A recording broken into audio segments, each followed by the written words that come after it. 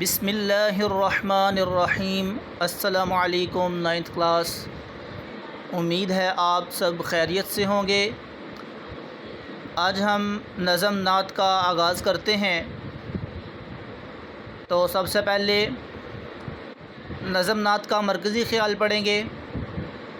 تو اس کے لکھنے کا طریقہ کار یہ ہے، عنوان میں آپ لوگوں نے پہلے نظم بتانا ہے کون سی ہے نعت، اور اس کے بعد پھر مرکزی خیال لکھنے کا اصول یہ ہوتا ہے، اگر صرف مرکزی خیال بھی کسی نظم کا پوچھا جائے تو اس کے شروع میں شاعر کا نام اصولی طور پر لازمی لکھنا ہوتا ہے، باقاعدہ طور پہ ہیڈنگ وغیرہ دے کے۔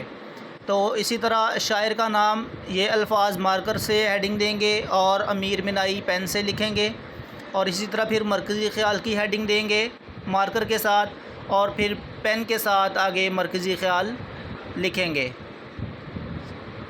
نظم نعت، شاعر کا نام امیر منائی، مرکزی خیال۔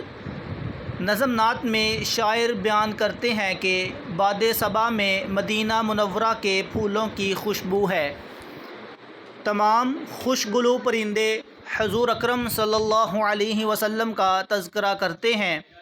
شاعر کہتے ہیں کہ زندگی ملے تو در مصطفیٰ صلی اللہ علیہ وسلم پر جینا نصیب ہو، اور موت آئے تو مدینہ منورہ میں مرنا اور دفن ہونا نصیب ہو۔ آپ صلی اللہ علیہ وسلم کا ظہور آسمان والوں کے لیے نور اور اہل جہاں کے لیے رحمت کا باعث ہے۔